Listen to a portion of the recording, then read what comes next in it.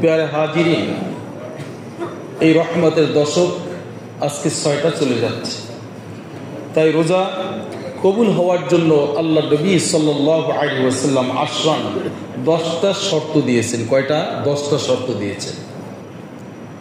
10টা শর্ত পূরণ করে যারা রোজা রাখবে, আল্লাহ রাব্বুল আলামিনের পয়গম্বর প্রিয় নবী মুহাম্মদুর রাসূলুল্লাহ সাল্লাল্লাহু আলাইহি ওয়াসাল্লাম বলেন, নিঃসন্দেহে তার রোজা আল্লাহ রাব্বুল আলামিন কবুল করে নিয়ে যাবে। সুবহানাল্লাহ। এখন এই 10টা শর্ত যদি পূরণ না হয়, তাইলে দেখা গেল সে আল্লাহর কাছে এই গ্রহণযোগ্য রোজা তার হইল না। এজন্য আসুন আমরা সম্মিলিতভাবে সবাই প্লাস মাইনাস করে দেখি আমাদের ভিতরে এগুলো আছে না নাই, এটা কোনটা আছে কোনটা চলে গেছে। এখনো যে সময়গুলো আছে, এই সময়ের মধ্যে এই কোয়ালিটিগুলো, এই গুণগুলো, এই 10টা পয়েন্ট আমরা যেন হাসিল করতে পারি, এই নিয়তে না ঘুমাইয়া এই কথাগুলো আমরা আমলের নিয়তে শুনবো ইনশাআল্লাহ। আল্লাহ সকলকে শোনার, বুঝার এবং বাস্তবে মাহে রমজানের মধ্যে আমল করার তৌফিক দান করুন। 1 নম্বরে হচ্ছে হালাল খাবার খাওয়া। এই হালাল খাবারের মধ্যে হালাল পোশাকও কিন্তু শামিল, কারণ সতর ঢেকে নামাজ কালাম পড়তে হয়। এমনও লোক আছে ঘুষের টাকা দিয়ে ঘড়ি, মোবাইল, তারপর হুন্ডা গাড়ি, কত কিছু করে শান শওকতের সাথে গাউসুল আজম মসজিদ, বাইতুল মুকাররম মসজিদ ঘুরে ঘুরে নামাজ পড়ে। সে পড়তেছে কি? সব ঘুষের টাকা। এমনও লোক আছে সুদের টাকা দিয়ে সে এই খাটানি খুটানি করতেছে। বড় হাজি সাহেব, সুনামধন্য হাজি, যেমন তেমন হাজি না, সুনামধন্য হাজি। বলেন তো, প্রথম শর্তটা যে আল্লাহ দিয়েছেন হালাল, এই হালালের মধ্যেই ঢুকে গেছে হারাম। তাই এই রোজা কেমনে কবুল হবে? আর এই নামাজ দিয়ে কেমনে আল্লাহর নৈকট্য আমরা হাসিল করব? কখনো সম্ভব না। আমরা এর থেকে ফিরে আসি। আমরা যদি ফিরে আসি, আল্লাহকে যদি আল্লাহ বলে ডাক দেই, কাফের মুশরিকরা আল্লাহর কাছ থেকে অনেক কিছু চেয়ে নিয়েছেন মুহূর্তের মধ্যে কলমা পড়ার কারণে। আর আমরা আজকে 50, 60, 70 বছর পর্যন্ত আল্লাহর ইবাদত করি, কপালটা তার কুদরতি কদমে ছোঁয়াই, রোজা রাখি, নামাজ পড়ি, হজ করি, যাকাত দেই, উমরা করি, সবকিছু করি, কিন্তু আমার কোনো দোয়া আল্লাহ কবুল করছে না। আমার কোনো একটা আশা করলে সে আশাটা পূরণ হচ্ছে না। তাহলে বুঝে গেল আমার সমস্যাটা ওই জায়গায়। এই সমস্যার থেকে বাহির হয়ে না আসা পর্যন্ত এই সমস্যা আল্লাহ রাব্বুল আলামিন কখনই সলভ করবেন না। এই জন্য আসুন, হালাল খাবারের অনেক ঘটনা রয়ে গেছে। কাশফ খুলে দেয়, অন্তর্চক্ষু খুলে দেয়। জাহেরি চক্ষু, বাতিনি চক্ষু প্রত্যেকটা মানুষের মধ্যে আছে। আপনি যে বাসার থেকে এখন বাহির হয়ে আসছেন, আপনি চক্ষু বন্ধ করে বাসার দিকে যদি তাকান, তাহলে আপনি সুখের মধ্যে কোন জায়গায় কি আছে, কোনখানে কোন আসবাবপত্রটা রাখা আছে, আপনি অনায়াসে কিন্তু বলতে পারবেন এবং অন্তর্চক্ষু দেখা যায়। এর জন্য মুরাকাবা, মুশাহাদা করা আল্লাহ নবী সাল্লাল্লাহু আলাইহি ওয়াসাল্লাম বলছেন, তুমি না মরিয়াও মরিয়ার ভান করো, মরার ভান করো। তুমি এরকম করতে করতে আল্লাহ রাব্বুল আলামিনের নৈকট্য হাসিলের চেষ্টা করো, তাহলে অন্তর্চক্ষু তোমার খুলে যাবে যে এই দুনিয়াটা আসলে কিছুই না। আমি যদি না থাকি সবাই চলবে, সবাই খাইবে, সবাই বিবাহ শাদী করবে, আনন্দ উৎসব করবে, কিন্তু আল্লাহ রাব্বুল আলামিনের আমার মতন একজন গোলাম, সে ওই তাদের মায়াজালে আটকে গেছে। ওই মায়াজাল থেকে বাহির হওয়া না পর্যন্ত আল্লাহ রাব্বুল আলামিনের নৈকট্য হাসিল করা কখনো সম্ভব নয়। আমার সব একদিকে থাকবে, কিন্তু আমার প্রাধান্য দিতে হবে আল্লাহর হুকুম, নবীর তরিকা। সবাই সবার জায়গায় থাকবে, প্রাধান্য দিতে হবে আল্লাহ রাব্বুল আলামিনের বিধান, নবীর তরিকা। তাহলে আমাদের জন্য মুক্তি, পরকালেও শান্তি। এছাড়া দুনিয়ার জমিনে কোনো শান্তির ফয়সালা করবে না, শান্তি পাওয়া যাবে না। অনেক মুরব্বীরা এসে বলে, হুজুর ছেলে তো কথা শুনলে কি করবো, এরকম এরকম করছি, এরকম করছি ছেলের জন্য। অথচ দেখা যায় এই ছেলেটা যেই সুন্নত তরিকায় তাকে গঠন করে ওঠানো উচিত, শুধু সুন্নত তরিকায় কি মাদ্রাসা বললে সুন্নত তরিকা হবে? এটা ধারণা খারাপ। এটা ভুল ধারণা। আপনার আখলাক, আমলগুলো, চরিত্রগুলো মা বাবাকেই প্রাথমিকভাবে শিক্ষা দিতে হয়। এরপর মাদ্রাসায় 5-6 বছর হলে, 7 বছর হলে মাদ্রাসায় দিলেন। কিন্তু এর আগে নৈতিক কিছু, যে বাচ্চাদের সাথে চালচলন, আচার আচরণ, নৈতিকতা, এগুলো আপনাদের অনুকরণীয় এই বাচ্চারা হয়ে যায়। যখন থেকে আপনাদের মধ্যে দিন নাই, স্বামী স্ত্রীর মধ্যে মিল মহব্বত নাই, নামাজের কোনো গুরুত্ব নাই, স্বামীও নামাজ পড়ে না, বাবা স্ত্রীও নামাজ পড়ে না, তাইলে এই ছেলেটা আর কি শিখবে এখান থেকে? এখান থেকেই তো শুরু হয়েছে সমস্যা। আর আপনার সন্তানকে আপনি যদি সুন্নতে পাবন্দী হতে, আপনি যদি আল্লাহর হুকুম নবীর তরিকায় যদি চলতেন, তাহলে এই ছেলেটাও দেখা দেখি এই অবস্থাটা হয়ে যেত। বলে মা বাবা কত সুন্দর ইবাদত করতেছে, বুঝে এসে যেত যে আল্লাহর হুকুমের মধ্যে শান্তি, পরকালের মুক্তি, এটাও আমাকে করতে হবে। যেই মা নামাজ পড়ে, যেই মেয়েটা 2 বছর, 3 বছর বয়স, 2.5 বছর বয়স, দেখবেন মায়ের সাথে সাথে ওই মেকআপ পরে, ওই দেখবেন যে ওড়নাটা নিয়ে মায়ের মুসাল্লার পাশে দাঁড়ায়, মা মুখের দিকে তাকায় থেকে মা যেভাবে করে ওই সন্তানটাও সেভাবে করতেছে। না দিলে আর চিল্লায়। শেষ পর্যন্ত বাবা মা যায় নামাজ একটা মুসাল্লা কিনে দিতে বাধ্য হয়, আমাকে এরকম একটা দাও, আমাকে এরকম একটা হিজাব দাও। মা নামাজ পড়ে, ছেলেটাও নামাজি হয়ে যাচ্ছে। আর এই সময়টা যদি না দিত, তাহলে এই সন্তানটা এই আমলে, এই আখলাকে কখনো আসতো না। কিন্তু আমরা এই সন্তানের জন্য এই মায়া জালে, এই সংসারের মহাব্বতে, ব্যবসা বাণিজ্যের মহাব্বতে আমরা এমনভাবে প্রতিবন্ধকতার সৃষ্টি হয়েছে, নামাজ পড়া, রোজা রাখার কোনো সুযোগই নেই। হুজুর খালি ব্যস্ত। আল্লাহ নবী এই কথাটা বলছেন, যতই সম্পদ বা টাকা পয়সা ইনকামের জন্য যতই পন্থা বা রাস্তা তোমরা খোঁজ করো না কেন, বনি আদমের পেট, এই চোখ, কবরের মাটি ছাড়া আর কখনো ভরা সম্ভব নয়। কবরে যাবে, সব শেষ। এর আগে বলছে আমি ছাড়া কিচ্ছু চলে না। এই জন্য আল্লাহ নবী সাল্লাল্লাহু আলাইহি ওয়াসাল্লামকে আল্লাহ রাব্বুল আলামিন শিক্ষা দিয়েছেন, হে নবী আপনার উম্মতদেরকে বলে ওয়াত্তাকু ইয়াউম, ওয়াত্তাকু ইয়াউম, সেই দিনটাকে ভয় করো যেই দিন কেউ কারো কোনো সাহায্যে সহযোগিতায় আসবে না। এই বয়ান এক আল্লাহর ওলি, এক বক্তা একজন নবীর ওয়ারিস করতেছিলেন। এক যুবক হাউমাউ করে কেঁদে গিয়ে গলা কাটা মুরগির মতন ছটফট ছটফট করতেছিল। হযরত ওনার বয়ান অফ করে দিয়ে যুবককে কাছে ডাকলেন। কাছে দেখে তুমি এরকম ছটফট করতেছো, মনে হয় যেন তোমার প্রাণটা বাহির হয়ে যাবে, এরকম অবস্থা। বলে হুজুর আপনি যে বলেছেন ওয়াত্তাকু ইয়াউম, সেই কিয়ামতের কঠিন মুহূর্তটা তোমরা ভয় করো, যেই দিন সন্তান সন্তানিক পরিচয় দেবে না, মা বাবা পরিচয় দেবে না, আত্মীয় স্বজন পরিচয় দেবে না। এই দৃশ্য আমি স্বচক্ষে দেখেছি। আমি সেই দৃশ্য দেখার পর থেকে আজ পর্যন্ত আমি ঘর সংসার করতে পারি না। সুবহানাল্লাহ। হুজুর বলতেছে কি দৃশ্য তুমি দেখেছ? বলে হুজুর আমি আমার একমাত্র সন্তানের স্ত্রীকে নিয়ে কোথাও আমি লঞ্চ যোগে, ট্রলার যোগে, নৌকা যোগে আমি যাচ্ছিলাম। হঠাৎ করে নদীর মধ্যে প্রচন্ড তুফান শুরু হয়ে যায়, বাতাস শুরু হয়ে যায়। যারা নদী পথে চলে তারা দেখছে মাঝে মধ্যে হঠাৎ করে যখন বাতাস হয়, মাউজুন কাল জিবাল, পাহাড়ের মতন বড় বড় ঢেউ, এত বড় ঢেউ। হিন্দু আর মুসলমান নাই, সবাই গয়রাহ শুধু আল্লাহর স্মরণ করতে থাকে। তখন ভগবানও নাই, গড়ও নাই, সবাই আল্লাহ বাঁচাও, আল্লাহ বাঁচাও, আল্লাহ বাঁচাও, সবাই এরকম করতে থাকে। কারণ এই বিপদের মধ্যে যখন যারা পড়ছে তারা বুঝে, যারা পড়ে নাই তারা বুঝবে না। ওই আল্লাহর বান্দা বলতেছে হুজুর আমি আমার একমাত্র কলিজার টুকরা নয়নের মনি সন্তান আর আমার স্ত্রীকে নিয়ে আমি ওই পথে যাচ্ছিলাম, আরো যাত্রীরা ছিল। হঠাৎ করে আমাদের ঝড়ের কবলে পড়ে আমাদের লঞ্চটা ডুবে যায়। ডুবে যাওয়া মাত্রই সেই নদীর মাঝ পথে প্রচন্ড বাতাস, কালবৈশাখী ঝড়, এরকম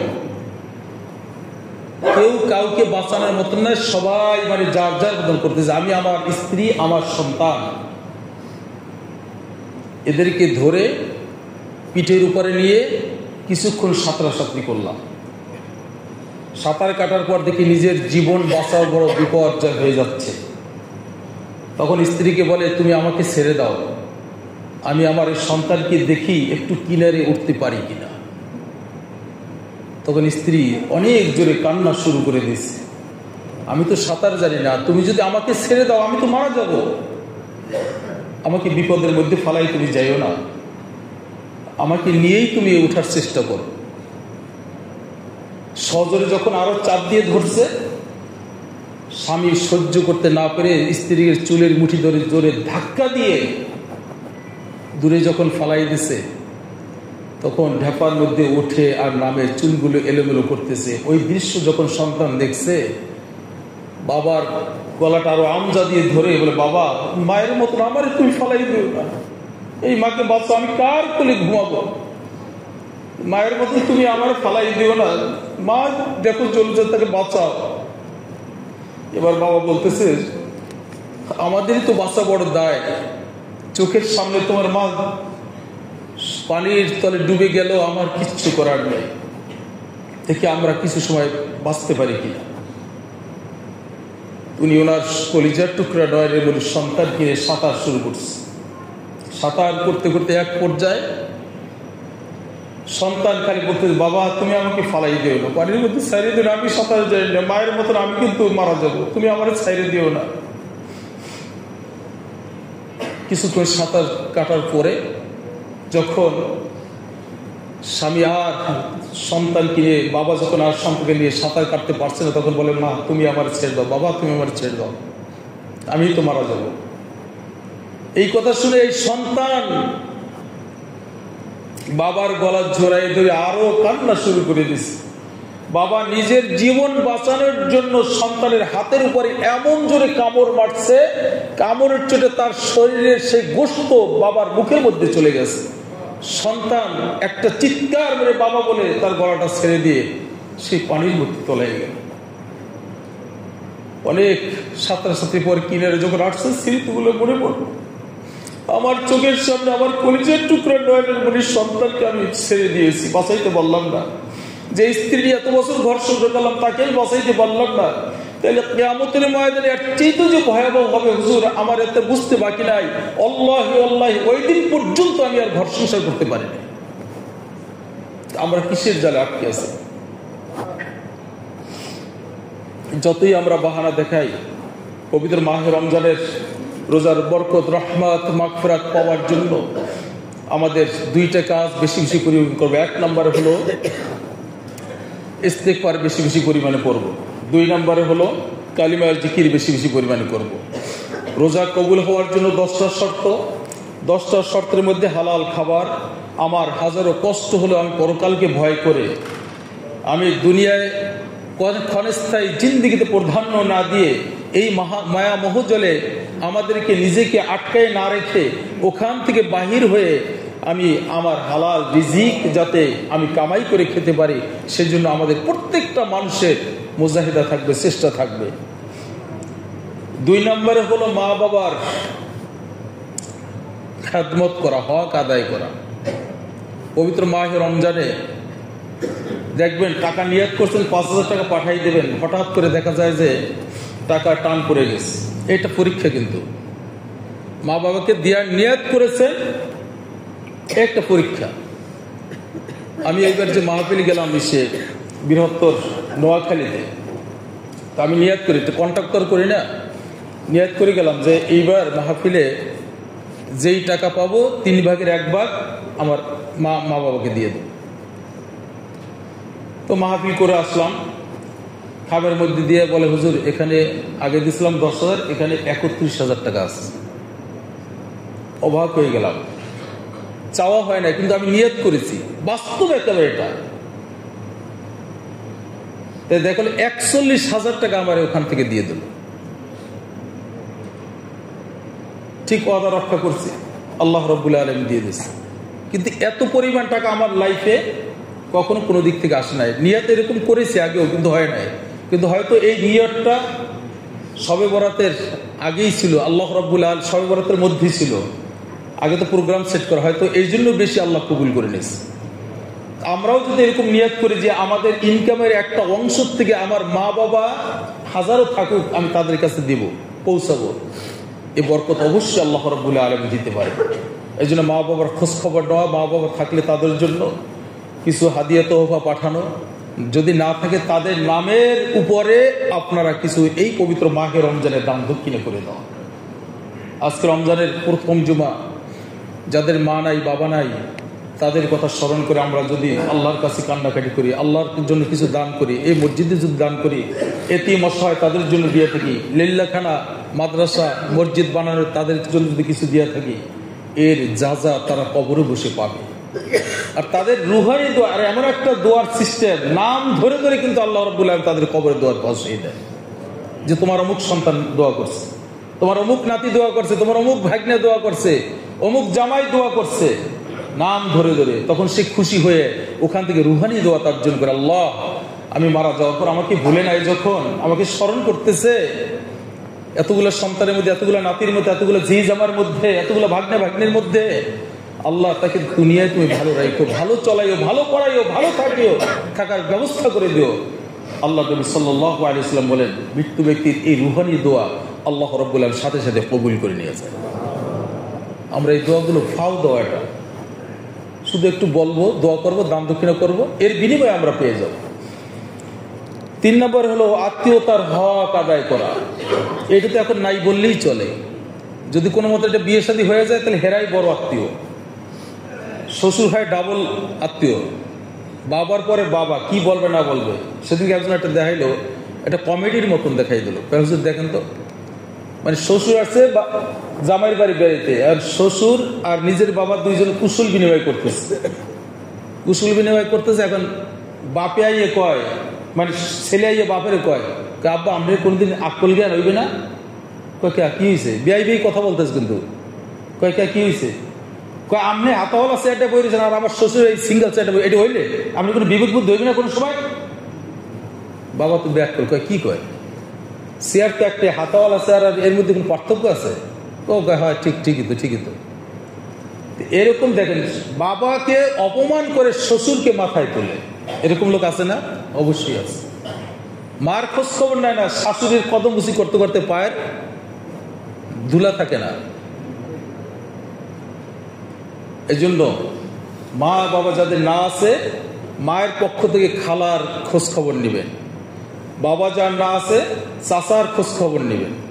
তাহলে এই বাবা কবর বসে যা বুঝবে, জানবে যে আমার অবর্তমানে আমি নাই, আমার ভাইয়ের খোঁজ খবর নিচ্ছে, মা আমি নাই, তুমি নাই, তোমার বোনের খোঁজ খবর নিচ্ছে। এখানেও দোয়া। এই জন্য প্রত্যেকটা আত্মীয় বলবেন যে শ্বশুর শাশুড়ি অমর্যাদা করেন, বেয়াদবি করেন, এরকম আবার জামাইও আছে। শ্বশুরকে মানে পাত্তা দেন, একটু যদি টাকা পয়সা হয়ে যায়, শ্বশুর একটু কমজোরি যখন থাকে তখন তাদের কোনো দামই দিচ্ছে না, এরকম আবার ঝিজামাইয়েরও আছে, বেয়াদব টাইপের। যে যেই স্ট্যাটাসে, যে যেখানে সম্মান পাওয়ার যোগ্য তাকে সেখানে রেখে সম্মান করতে হবে। এটা হলো একজন মুসলমানের নীতি বা মানে আদর্শ। এই জন্য আত্মীয়র হক আমরা যথাযথভাবে আদায় করব।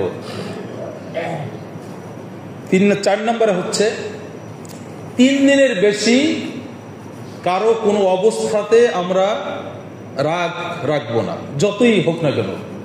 এর মধ্যে আল্লাহ নবী সাল্লাল্লাহু আলাইহি ওয়াসাল্লাম বলেন, ওই ব্যক্তি উত্তম যেই ব্যক্তি রাগ হওয়ার পর সর্বপ্রথম সালাম দিয়ে দিল। সুবহানাল্লাহ। তার আমল নামার থেকে মুনাফিকের দপ্তর থেকে নামটা আল্লাহ রাব্বুল আলামিন কেটে মুমিনের দপ্তরে তার নামটা উঠিয়ে দিল। সুবহানাল্লাহ। তা আমি দুনিয়ায় কয়েকদিন জিন্দেগির মধ্যে বেঁচে থাকার জন্য রাগ করে এরপর যদি 3 দিন পরে যদি আমি আগে সালাম দিয়ে আমার মুনাফিকের দপ্তর থেকে নামটা কাটাইয়া আল্লাহর কাছে যদি প্রিয় হয়ে যায়, তো উনি রাগ রাখছে, ওনার কাছে অপ্রিয় হলে আমার কি আসে যায়? আমার আল্লাহ তো খুশি।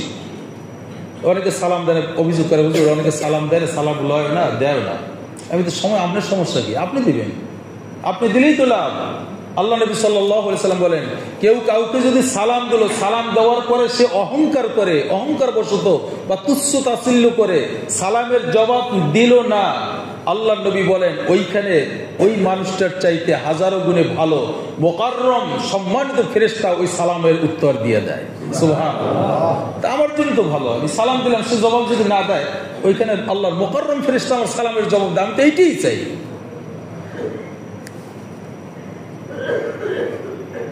5 নম্বর হচ্ছে সৎ আদেশ ও অসৎ কাজে নিষেধ করব। 6 নম্বরে গীবত শিকায়ত বন্ধ করব। 7 নম্বর হচ্ছে হিংসা, রিয়া, অহংকার এগুলোর থেকে আমাদের মুক্ত থাকতে হবে। 8 নম্বর হচ্ছে বকিলামি করা। বকিলামি তো বুঝছেন, মানে কিপটাবানা করা, ইফতারিতে কিনতে চায় না, ভালো মন্দ খাইতে চায় না, টাকা টাকার সমস্যা ইত্যাদি, এগুলো না করা। 9 নম্বর হচ্ছে দিলকে সতেজ রাখা, কোরআন তেলাওয়াতের মধ্যে দিয়ে, জিকির আজকারের মধ্যে দিয়ে, নামাজ কালামের মধ্যে দিয়ে, তাহাজ্জুদ গুজারের মধ্যে দিয়ে তার দিলকে সবসময় সতেজ রাখা। 10 নম্বর হচ্ছে দোয়ার মধ্যে তাড়াহুড়া না করা, যেগুলো আমরা করে থাকি। এত লম্বা দোয়ার দরকারটা কি? এমনি করলেই তো হয়ে যায়, এমনি করলেই তো হয়ে যায়। অথচ দোয়ার মধ্যে আল্লাহ নবী সাল্লাল্লাহু আলাইহি ওয়াসাল্লাম দোয়া মুখল ইবাদত, সমস্ত ইবাদতের মূল নির্যাস হচ্ছে কি? দোয়া। যে যত বেশি দোয়ার মধ্যে আল্লাহুম্মা আমিন আমিন বলবে, আল্লাহ রাব্বুল আলামিন তার দোয়া ওইখানে একটা মোহর মানে নির্ধারণ করে, মানে মোহর লাগিয়ে, সিল মোহর লাগিয়ে এই দোয়াটা আল্লাহর পক্ষ থেকে বেশি বেশি গ্রহণযোগ্য হয়ে যায়। সুবহানাল্লাহ। আর যেখানে 40 জন মুসলমান থাকে, ইমানদার থাকে, ওই 40 জনের ভিতর থেকে আল্লাহ রাব্বুল আলামিন দোয়া কবুলের জন্য একজনকে আল্লাহর খুব কাছের বা প্রিয় বান্দা হিসেবে স্বীকৃতি দিয়ে ওই আল্লাহর প্রিয় বান্দার উসিলা 39 জনের দোয়াকে আল্লাহ রাব্বুল কবুল করে নিয়ে যাবে। তারপরে দোয়ার মধ্যে তাড়াহুড়ো না করবো, বেশি বেশি পরিমাণ দোয়া করবো ইনশাআল্লাহ। আসুন আজকে 10টা রোজার দোয়া কবুলের জন্য, রোজা কবুলের জন্য 10টা যে শর্ত শুনলাম, এগুলো বাস্তবে আমরা আমল করে আল্লাহ রাব্বুল আলামিন এই পবিত্র মাহে রমজানের রহমত, বরকত, নিয়ামত, মাগফিরাত হাসিল করার তৌফিক দান করুক সকলে, আমিন। ওয়া আলহামদুলিল্লাহি রাব্বিল আলামিন। যারা সুন্নাত পড়ে নেয় সাজেকাত কবল জমা করুন।